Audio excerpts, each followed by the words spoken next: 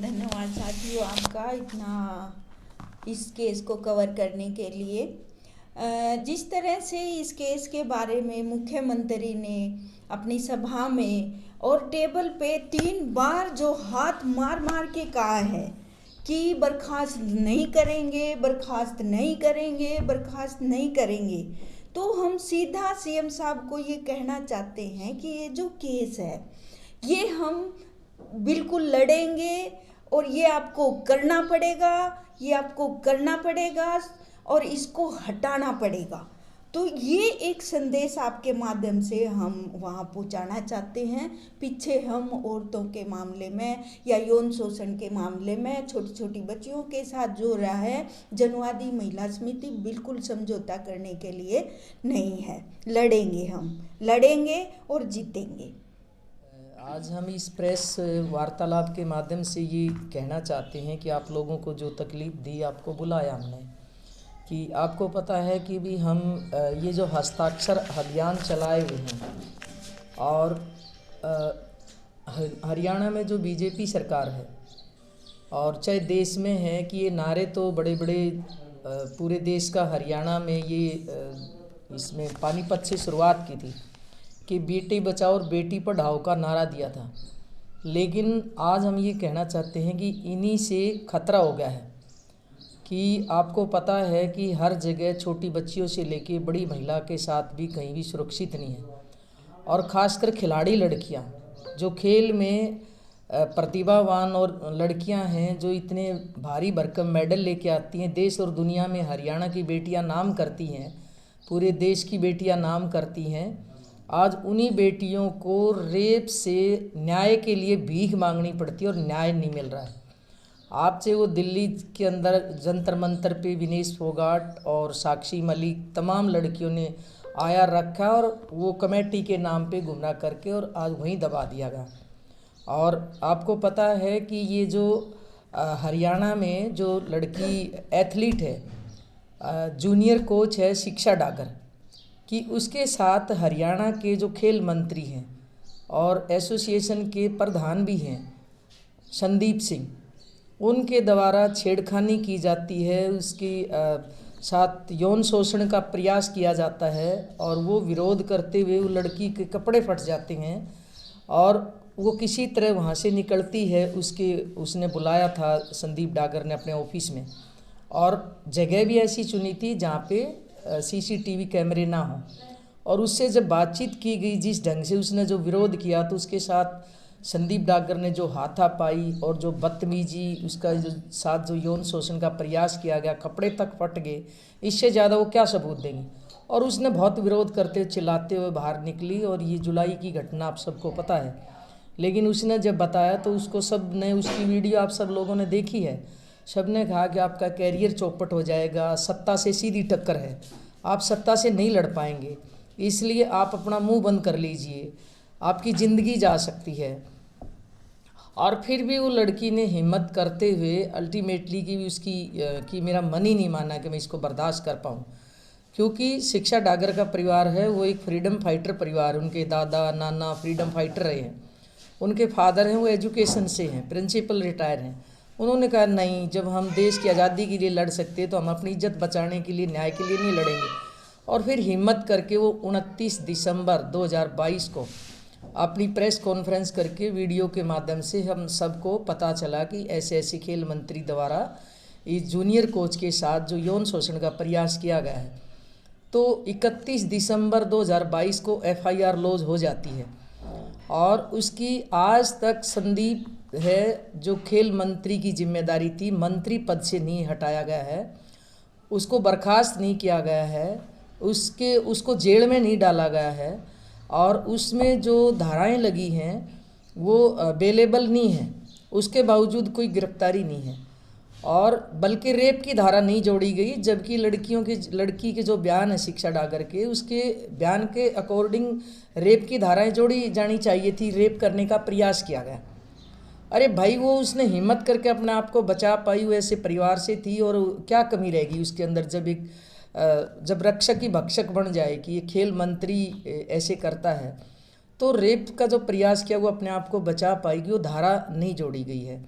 इसलिए हमने ये जनवादी महिला समिति ने जैसे 29 दिसंबर को ये वीडियो जब देखी सोशल मीडिया के ऊपर, तो हमने अगले ही दिन अपनी प्रेस कॉन्फ्रेंस, अपना ऑनलाइन मीटिंग करते हुए ये तय किया था कि हमने 31 दिसंबर और 1 जनवरी को पूरे हरियाणा के अंदर विरोध किया था, पुतले फूके थे मंत्री के और मुख्यमंत्री के, हरियाणा सरकार के और महिला आयोग के। क्योंकि महिला आयोग ने भी जब कोई लड़की आरोप लगा रही है, आप बगैर जांच करे कैसे कह सकते हैं कि इमीडिएट वीडियो आ जाता है कि वो बहुत साफ सुथरी छवि का है। और ऐसे मुख्यमंत्री कहता है अनर्गल बयान है, और इमीडिएट आप बगैर जांच आप कैसे कह सकते हैं ऐसे। तो लगातार विरोध ये जारी है। हम 22 जनवरी को पंचकुला के अंदर जाके भी राज्यपाल से मिलने गए, राज्यपाल नहीं मिल पाई, वहाँ प्रोटेस्ट करके आए थे, मांग की थी न्याय की।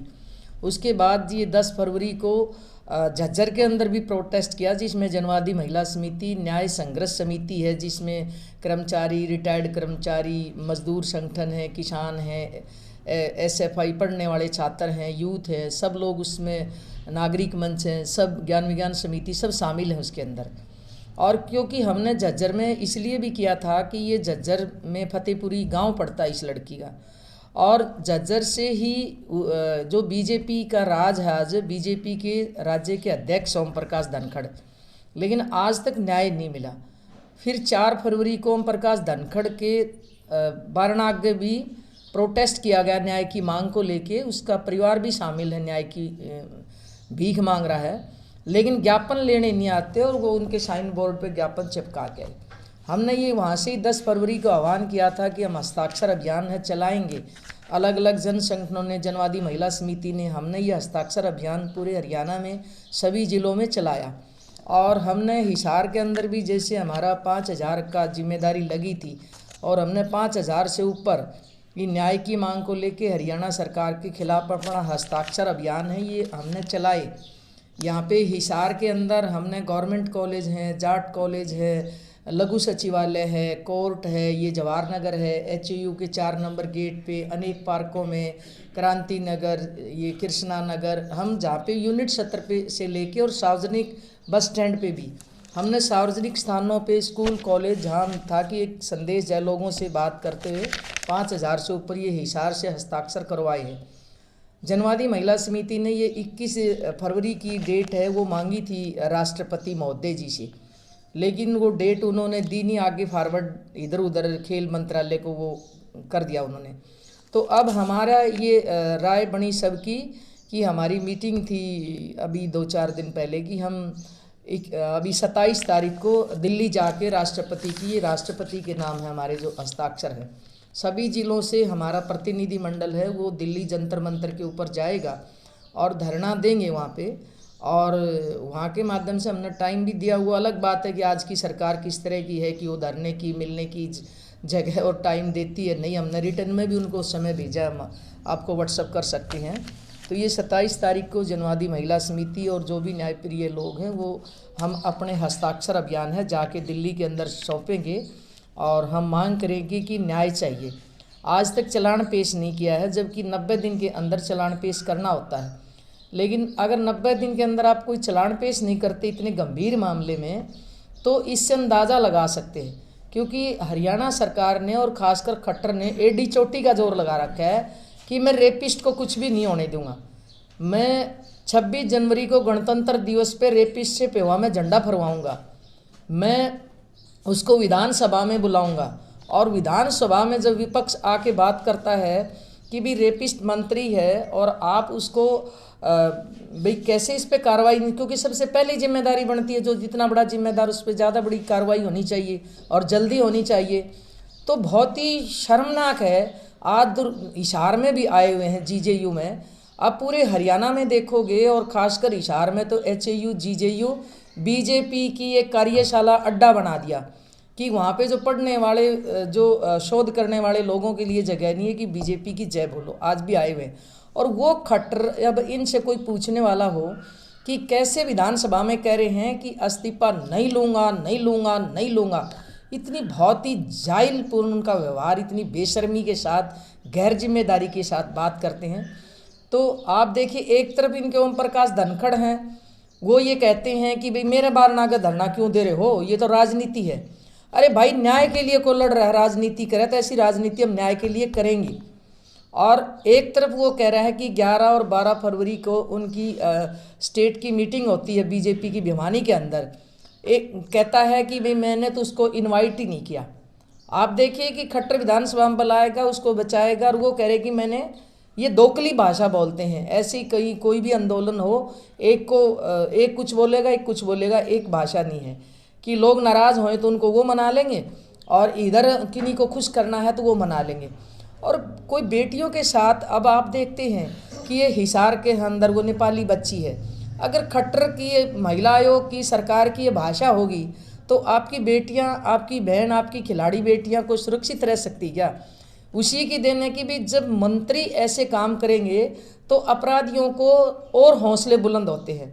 इसलिए वो आए दिन आपकी, चाहे वो नेपाली छोटी बच्ची हो, वो स्कूलों में पढ़ने वाली बच्चियां हों, वो किसी भी इस तरह रोज़ अखबार अटे पड़े रहते हैं। हम तो वो देख के पढ़ के कि ये क्या हो रहा है, शर्म आती है। लेकिन हरियाणा सरकार को, बीजेपी सरकार को शर्म नहीं आती। केंद्र सरकार भी जब वहाँ पे विनेश फोगाट और बैठी, मोदी जी एक शब्द नहीं बोलते हैं, वैसे धाड़ धाड़ के इतना ज़्यादा बोलते हैं, है कोई शब्द? तो इसलिए हमने जो ये प्रेस के माध्यम से ये कहना चाह रहे हैं कि ये जो महिला विरोधी सरकार है, गरीब विरोधी है, दलित विरोधी है और बच्चियों की विरोधी सरकार है, ये जात और धर्म पे राज करना चाहते हैं कि लोगों को जात और धर्म के ऊपर बांटो। अभी भी जब ये लड़कियां न्याय की बात करती हैं तो क्या कहते हैं कि ये एक विशेष समुदाय की लड़कियां हैं। अरे भाई, वो कह रही हम खिलाड़ी, हमारे साथ जाती हुई है, और वो विशेष समुदाय की कह के ताकि लोगों को बांटो। ये जो बांटने की और ये नफरत फैलाने की जो राजनीति है, आज तक हमने नहीं देखी ऐसे। आपके सामने उदाहरण है कि सबसे पहले इनके दुश्मन मुस्लिम हैं, जहाँ हिंदू मुसलमान हो सकते हैं वहाँ करवाओ। आपके सामने अभी देखा कि वो जिस तरह से जुनैद और नासिर, वो गाय पालते किसान हैं, और उनकी कैसे निर्मम हत्या की गई, जिसमें सरकारी गाड़ी है वो यूज होती है, और इनके अपने अलग अलग नाम से संगठन बनाए हुए हैं जिनको ये प्रोवाइड करवाते हैं गाड़ियां और उनकी सुरक्षा। इनको कैसे पता सरकार की, इनकी खुफिया एजेंसी को, पुलिस को नहीं पता? उनको अधिकार, उनको जिम्मेदारी ये नहीं है कि तुम किसी को पकड़ोगे, उनको मारोगे, पीटोगे, लूटोगे और फिर उनकी जान ले लोगे, और फिर आम लोग कहेंगे कि ये तो होते ही ऐसे हैं। जहाँ ये हिंदू मुस्लिम नहीं हो सकता वहाँ जाट और नॉन जाट कर दो, जहाँ जाट नॉन जाट नहीं हो सकता वहाँ बीसी एससी कर दो, एससी में से भी फिर ऐसे डिवाइड एंड रूल। जो अंग्रेजों की नीति थी वो बीजेपी की है, बांटो और राज करो। इसलिए हम जनवादी महिला समिति की तरफ से ये कहना चाहते हैं इस सरकार को कि भाई न्याय तो तुम्हें देना होगा, और हम ये राष्ट्रपति को अपने ज्ञापन सौंप के दिल्ली के अंदर, वहाँ भी हम उनसे अपना ये जो अपने हस्ताक्षर अभियान है ये सौंपेंगे, और लड़कियों की सुरक्षा के लिए प्रबंध हो, और जो भी रेपिस्ट है सबसे बड़ा जिम्मेदारी पे है, वो सबसे पहले जेल में जाना चाहिए। ये हम जनता से भी अपील करते हैं, हम मीडिया के माध्यम से भी अपील करते हैं कि ऐसे लोगों को नंगा करना चाहिए और पीड़ित के साथ हम लोग खड़े दिखाई दें, ताकि पीड़ित वो लड़ने के लिए हिम्मत कर पाए कि आज शिक्षा डागर के परिवार की हालत क्या है, कि सिक्योरिटी जो लगाई उसकी सुरक्षा के लिए वो उसी की एक तरह से सीआईडी कर रही है। उस परिवार का जीना हराम हो रहा है कि अब वो विधानसभा में लड़की जैसे जिस हालत उस लड़की की कर दी, उसकी बहन की कर दी, खाने में कुछ पता नहीं क्या मिलाया जाता, कितनी हरासमेंट, ताकि ये संदेश देना चाहते हैं कि कभी भी किसी ने न्याय की उम्मीद की, अगर आप कोई कार्रवाई चाहोगे तो ये हाल करेंगे जो शिक्षा डागर का हमने किया है। ये सरकार संदेश देना चाहती है। लेकिन हम ये कहना चाहते हैं कि बेटियों के साथ जब भी ऐसी घटनाएं हुई है, चाहे वो रुचिका टेनिस की खिलाड़ी थी, डीजीपी राठौर द्वारा 19 साल संघर्ष किया, और जनवादी महिला समिति उसमें भी ग्राउंड से लेके कोर्ट तक की लड़ाई में साथ थी। आज भी हम शिक्षा डागर को कहते हैं, हम उन लड़की को सलाम करते हैं कि आप बहुत हिम्मत से आप जिस तरह से केस ये लड़ रही हैं और फेस कर रही है। हम ऐसे बच्चों को, तमाम ऐसी लड़कियों को हम कहना चाहते हैं वो आगे आएँ और न्याय के लिए लामबंद हो, और हम जवाब इस सरकार से मांगे। तो इसके लिए उन्होंने क्या कार्रवाई की है? देखिए, हमने ज्ञापन तो हरियाणा के राज्यपाल को भी भेजा था, और अभी 21 तारीख को हमारी जो राष्ट्रीय उपाध्यक्ष हैं सुभाषिनी अली और जगमती सांगवान सुप्रीम कोर्ट की वकील हैं, जो हमारी महिला समिति की भी नेता है राष्ट्रीय, कीर्ति सिंह, अन्य संगठन भी और हमारे राज्य नेतृत्व सविता और सब गए थे वहाँ पे। पॉलिटिकल तौर पे विपक्ष की भूमिका में हैं, तो हुड्डा साहब को भी दिया था और डीजीपी चंडीगढ़ को भी मिले थे और उनका अपना ज्ञापन है सौंपा था। और हमने इस बार अंतर्राष्ट्रीय महिला दिवस जो मनाया, एक तरफ खट्टर साहब है वो क्योंकि इस बार होली फाग थे, वो 10 तारीख को करनाल के अंदर मना रहे हैं कि anganwadi, ASHA, mid day meal scheme worker महिलाओं को बुला के और ये संदेश महिला दिवस दे रहे हैं। धिक्कार ऐसे मुख्यमंत्री को कि तुम महिला दिवस मना रहे हैं और तुम्हें को राइट ही नहीं है कि तुम क्या संदेश देना चाह रहे हो। उल्टा तुम एक तरह से बीजेपी दिवस मना लो उसको, ना कि महिला दिवस था।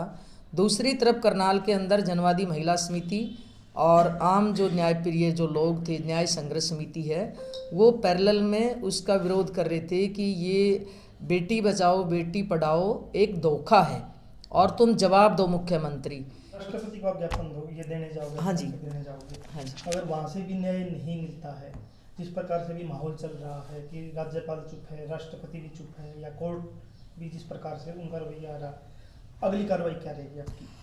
अगली कार्रवाई तो हमारी ये होगी कि फिर तो जनता की अदालत है और जनता की अदालत में हम जाएंगे। जनवादी महिला समिति जो भी न्यायप्रिय लोग हैं और वो 2024 का जो लोकसभा चुनाव है उसमें हम जो भी हमारी ताकत होगी महिलाओं से अपील करेंगे, लड़कियों से अपील करेंगे, न्यायप्रिय लोगों से अपील करेंगे कि वो इनके खिलाफ वोट करेंगे। जनता की अदालत है वो सबसे बड़ी है।